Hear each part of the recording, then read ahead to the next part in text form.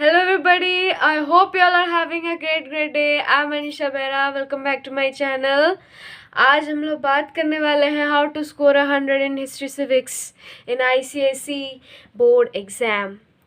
सो मैं आपको बताने वाली हूँ आज कि कैसे आप ला सकते हैं 100 हिस्ट्री सिविक्स में. तो इफ़ मैं स्कोर कर पाई देन कोई भी स्कोर कर सकता है, because I am not a fan of learning dates facts etcetera. ठीक है, मेरे को एकदम लर्न करना पसंद नहीं है. एंड अगर ICSE एग्ज़ाम में मेरे 100 आ गए मतलब आप सभी के आ सकते हैं. ठीक है, तो आपको बस थोड़ी स्ट्रैटेजिकली पढ़ाई करनी है हिस्ट्री में. उसमें इतने टफ लेवल के क्वेश्चंस नहीं आते हैं, पूरा बुक से ही डायरेक्टली दे दिए जाएंगे एंड आपको लिख देना है वहाँ जाके. ठीक है, तो हम लोग कैसे प्रिपेयर करेंगे हिस्ट्री के. पहले मैं आप लोग को बता देती हूँ कि हिस्ट्री सिविक्स पेपर का जो पहला ऑब्जेक्टिव वाला मतलब 1 वर्ड आंसर्स जो होते हैं या 1 और 2 वर्ड्स में जो होता है उसको कैसे प्रिपेयर करेंगे. ठीक है, इसके लिए आपको क्या करना है, अगर अभी तक आपने चैप्टर्स अच्छे से नहीं पढ़ पाए हैं आप एंड आपके बहुत ज़्यादा ही रह गए हैं, तो आप पहले ट्राई करिए कि चैप्टर्स को एक बार एटलीस्ट मतलब अच्छे से पढ़ लेने का. ठीक है, और अच्छे से पढ़ के मतलब जो जो ब्लॉक लेटर्स एंड जिसमें ऐसे दिया गया होगा कि यहाँ से 2 वर्ड्स के क्वेश्चन पूछ सकते हैं, आपको ऐसे लगे, आप अपने आप को एग्जामिनर समझिए एंड सोचिए कि यहाँ से पूछे जा सकते हैं कि नहीं. ठीक है, तो अगर आपको लगता है कि वहाँ पर मतलब ऐसा है कि यहाँ पर राइट टू, नेम टू ऐसा कुछ पूछा जा सकता है, देन आप श्योरली उसको मार्क करके ओ लिख दीजिए. हाँ, मतलब आप समझ लीजिए कि वो ऑब्जेक्टिव वाले पार्ट में आप उसके लिए उसको प्रिपेयर करें. तो हिस्ट्री में जो 2 मार्कर पूछे जाते हैं उसमें आपको मोस्टली पूछे जाएंगे नेम 2 लीडर्स द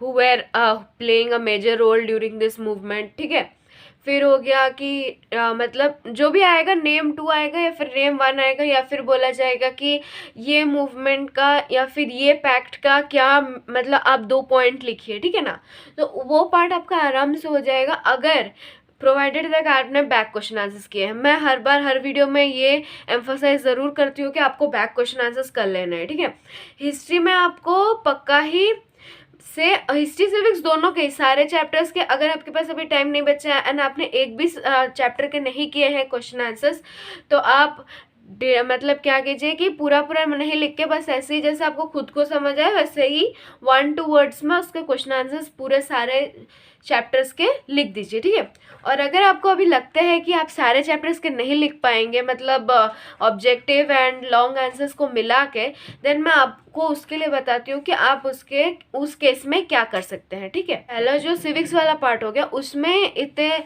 ज़्यादा ही कुछ लंबे आंसर्स नहीं होते हैं. ठीक है ना, वो ऑब्जेक्टिव वाले पार्ट में 1 वर्ड के ही आंसर्स है सारे.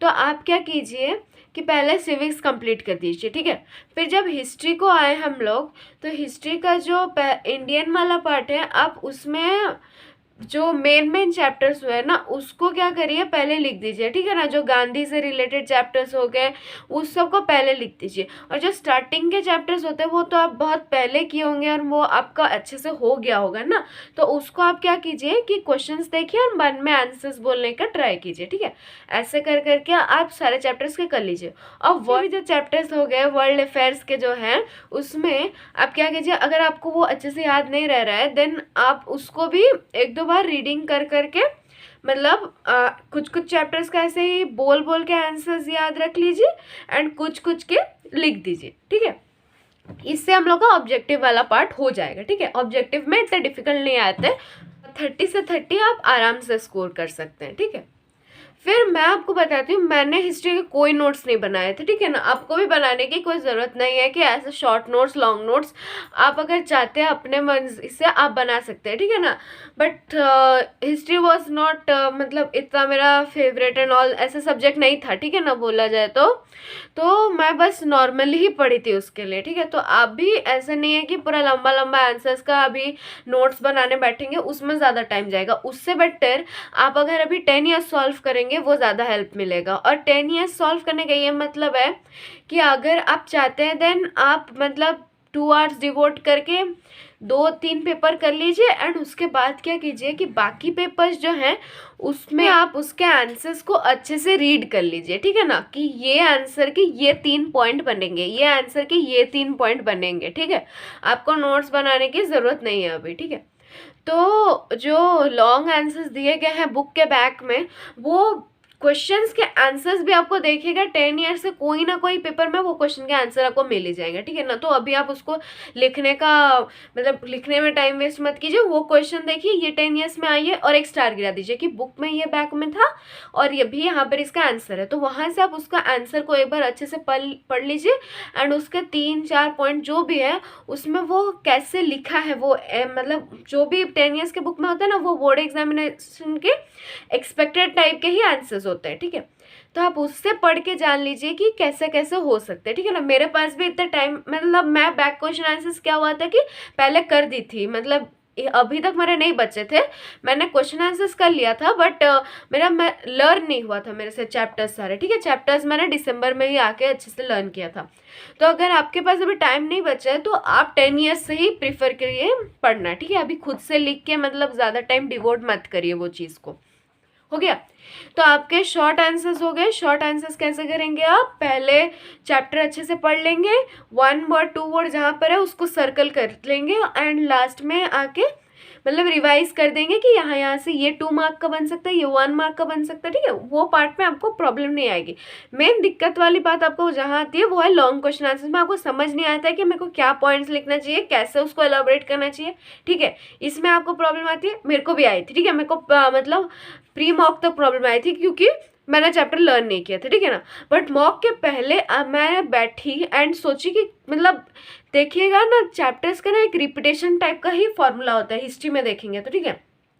तो क्या उसमें होता है कि सारे चैप्टर्स में से ना कुछ कुछ सिलेक्टेड पार्ट ही होता है जहाँ से डिटेल क्वेश्चन पूछा जाता है। ऐसा नहीं है कि पूरा बुक से आपको डिटेल क्वेश्चन आंसर्स पूछ दिए जाएंगे, ठीक है। मतलब एक पैक्ट हो गया जिसमें 5-6 पॉइंट है आपको दिख रहे हैं, ठीक है ना। इसमें 3 पॉइंट है, इसमें 4 पॉइंट है आपको दिख रहे हैं, उधर से ही आपको डिटेल क्वेश्चन पूछे जाएंगे, ठीक है। तो वो पार्ट को ना आप बहुत एम्फसाइज करके अच्छे से पढ़िए एंड जो जो क्वेश्चन 10 ईयर में आए हैं वो डिटेल्ड पार्ट से उसको तो बहुत अच्छे से करिए, क्योंकि आपको दिखेगा कि मोस्टली क्वेश्चंस हिस्ट्री में एंड सिविक्स के जो डिटेल्ड पार्ट है ना वो रिपीट होते हैं, ठीक है ना।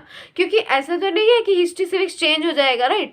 तो वहीं से ही आपको क्वेश्चंस पूछे जाएंगे एंड वही फ्रेम में ही आएंगे कि एक हो गया साइमन कमीशन का आएगा, एक खिलाफत मूवमेंट का आएगा, वैसे ही वही सब सेम पार्ट से ही क्वेश्चन पूछे जाएंगे। ऐसा नहीं है कि इधर से एक ले आए उधर से ले आए, ठीक है ना। वही पूछा जाएगा कि फंक्शंस ऑफ हु के जो ऑर्गन्स है उसका फंक्शन क्या होगा, ठीक है ना। तो अगर आपको डाउट हो रहा है वर्ल्ड वाले पार्ट में कि आपको समझ नहीं आ रहा है कि इसको कैसे लर्न करना है, ये वाला पार्ट मेरे से अच्छे से नहीं हो रहा है, उससे 1 या मैक्सिमम 2 आते हैं डिटेल में, ठीक है ना। आप उसको छोड़ सकते हो, बट उसको अगर छोड़ोगे तो आप रिस्क लेके इंडिया वाला पार्ट बहुत अच्छे से करके जाइएगा, क्योंकि आपको उस केस में इंडिया के सारे ही अटेंड करके आना है, ठीक है। और हिस्ट्री में ये मत सोचिएगा कि मैं सिविक्स में एक एक्स्ट्रा अटेंड कर दूंगी, हिस्ट्री में एक एक्स्ट्रा अटेंड कर दूंगी, उतना लिखने का टाइम भी नहीं होगा और उतना अगर आप लिखेंगे ना तो आप अच्छे से रिवाइज भी नहीं कर पाएंगे, ठीक है। तो आप अपना पेपर एक नीट एंड क्लीन वे में हिस्ट्री सिविक्स बहुत अच्छे से प्रेजेंट कर सकते हैं, ठीक है। पहले क्या करेंगे, सिविक्स एंड हिस्ट्री के जो ऑब्जेक्टिव पार्ट लिख देंगे, 1 मार्कर होंगे या 2 मार्कर होंगे, उतने वर्ड्स को आप अंडरलाइन कर देंगे, मेन वर्ड्स को, ठीक है ना। उस पार्ट में आपका पूरा परफेक्ट हो गया, उधर आप पूरा फुल से फुल मार्क्स स्कोर कर लेंगे, ठीक है। फिर आएंगे हम लोग डिटेल में। डिटेल में भी जब आप लिखेंगे कैसे लिखने का आंसर का मतलब आपका प्रेजेंटेशन कैसे होना चाहिए, ठीक है ना। तो आप प्रेजेंटेशन जब करेंगे तो कैसे आता है, मार्किंग स्कीम क्या होता है, 10 मार्क्स जो एक क्वेश्चन का 10 मार्क्स होते हैं उसमें होता है 3+3+4 होता है, राइट। तो जब भी 3 मार्क्स का क्वेश्चन पूछा जाएगा आप उसमें 3 पॉइंट्स लिखिए, ठीक है ना। आप 5-6 पॉइंट लिखेंगे कुछ फायदा नहीं होगा, आप बकवास का लिख रहे होंगे एंड टाइम वेस्ट कर रहे होंगे, ठीक है ना। 3 पॉइंट लिखिए, वो तीनों पॉइंट जब आप लिखेंगे एक सब हेडिंग दीजिए, ठीक है। सब हेडिंग को अंडरलाइन कीजिए, जैसे कि आप जो अभी उसको थोड़ा डिस्क्राइब करने वाले हैं उसमें आपने क्या लिखा है वो एग्जामिनर को समझ आ जाए। एंड कुछ केस में ऐसा भी होता है कि वो सब हेडिंग ही एक्चुअल की पॉइंट होता है एंड वो सब हेडिंग से ही आपको डायरेक्टली मार्क मिल जाता है, ठीक है। तो आप पहले सब हेडिंग एक तो छोटा सा दे दीजिए, फिर 1-2 लाइन लिखिए। ऐसा नहीं है कि 3 मार्क का क्वेश्चन है तो आप पूरा एक पेज ही लिख दे रहे हैं, ठीक है। एक सब हेडिंग दिए, 1-2 लाइन लिखे, फिर और एक सब हेडिंग दिए, 1-2 लाइन लिखे, फिर और एक सब हेडिंग दिया, 1-2 लाइन लिखे। ऐसे आपका 3 मार्कर हो जाएंगे, ठीक है। फिर और एक 3 मार्कर ऐसे लिखेंगे, फिर 4 मार्कर में 4 दे देंगे और 4 लिख देंगे। ऐसे किस केस में करेंगे, जिस केस में आपको बस एक क्वेश्चन दे दिया गया है, बोला नहीं गया है कितना पॉइंट्स लिखने हैं, एंड इधर बोल दिया गया है कि इधर 3 लिखना है, इधर 4 लिखना है, इधर 5 लिखना है, उधर तो आपको उतना ही लिखना है, आप अपना ब्रेन चला के उधर ज़्यादा मत लिखिएगा, ठीक है ना। जितना अगर आपको इन केस डाउट हो रहा है ये पॉइंट मेरा आंसर होगा या नहीं, ठीक है, उस केस में ही आप एक्स्ट्रा एक पॉइंट ऐड कर दीजिए, मतलब थर्ड पॉइंट के बाद फोर्थ पॉइंट। अगर आपको श्योरिटी है कि नहीं ये 3 पॉइंट आंसर में था, ठीक है ना, जो 6 पॉइंट बुक में दिया था उसमें से 3 पॉइंट ये है, तो आप और एक्स्ट्रा लिखने का उसमें मत सोचिए, ठीक है। तो ऐसे हम लोग का हो जाएगा डिस्क्रिप्टिव वाला पार्ट, ठीक है। तो मैं आपको स्ट्रैटेजी एक बताती हूँ कि आप कैसे पढ़ाई करेंगे, ठीक है ना। सिविक्स में आप एक पैटर्न देखे होंगे कि सिविक्स में पहला एक जो क्वेश्चन होता है, 3 क्वेश्चन पूछे जाते हैं। पहला डिटेल वाला जो होता है वो यूनियन पार्लियामेंट से आता है। सेकेंड वाला जो होता है वो हम लोग के मतलब प्राइम मिनिस्टर या प्रेसिडेंट से एक से गिराया जाता है। और थर्ड वाला जो होगा वो आइदर सुप्रीम कोर्ट का होगा वरना हाई कोर्ट और मतलब लोकल वो लोग का मिला के एक क्वेश्चन होगा, ठीक है। तो वो जो 3 पार्ट आते हैं ना, आप उसमें सोच लीजिए कि मेरे को कहाँ से समझ नहीं आ रहा है, कौन सा पार्ट मेरे को नहीं आ रहा है, ठीक है। अगर आपको प्रेसिडेंट प्राइम मिनिस्टर डिफिकल्ट लग रहा है तो आप कोर्ट वाला चैप्टर को चूज़ कीजिए।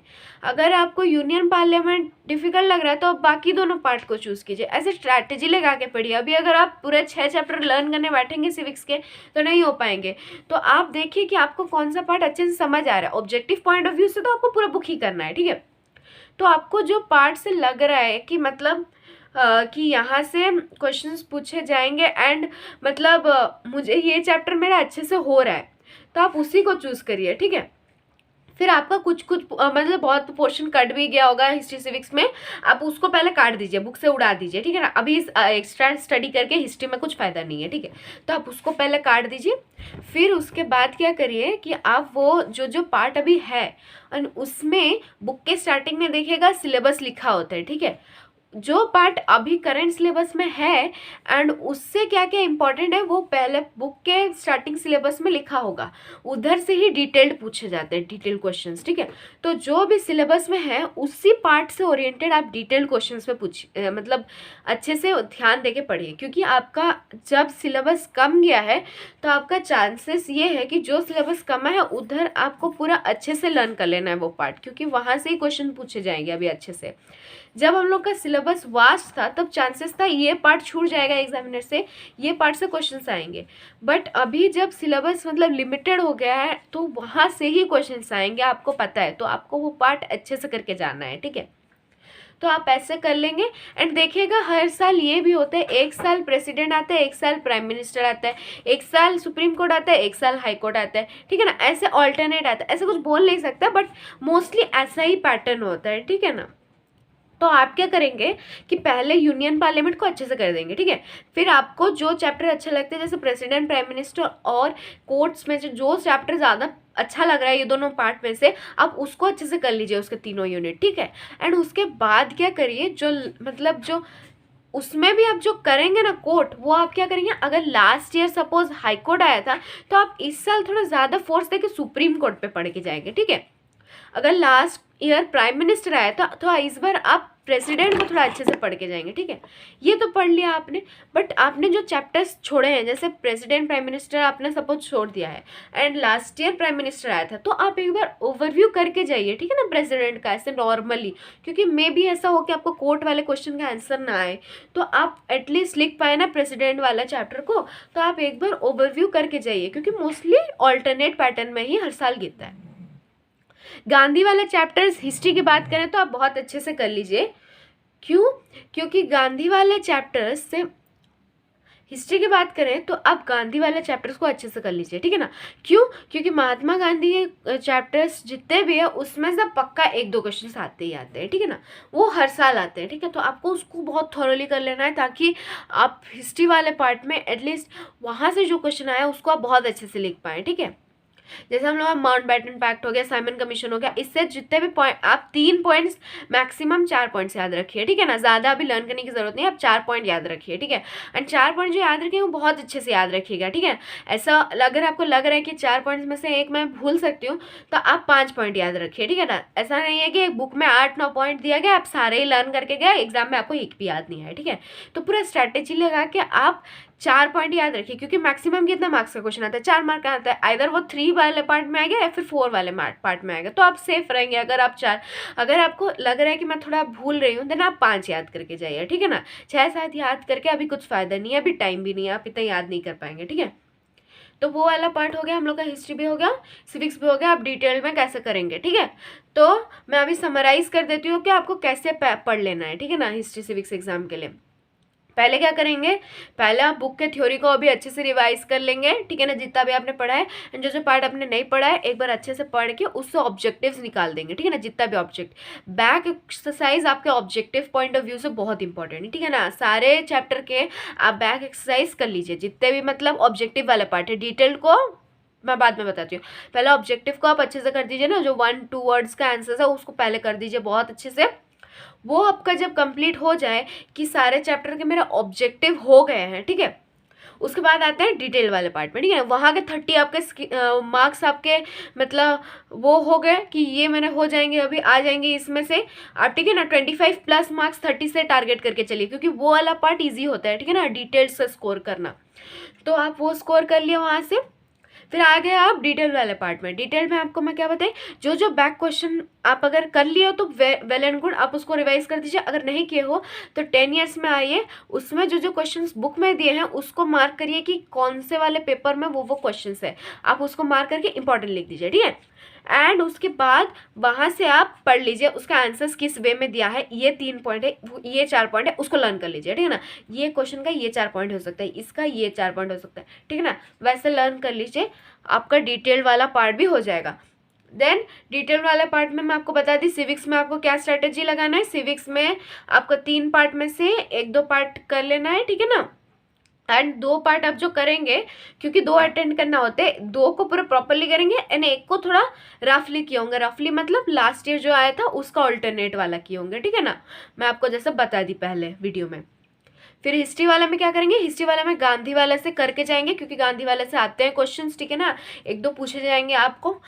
फिर वहाँ से अगर आपका वो वाला पार्ट हो गया, फिर आपको अगर और एक क्वेश्चन भी आपको पूरा मतलब सिक्योर कर लेना है कि यहाँ पर मेरे को मार्क है ना, वो पक्का वर्ल्ड अफेयर्स से आएगा, ठीक है ना।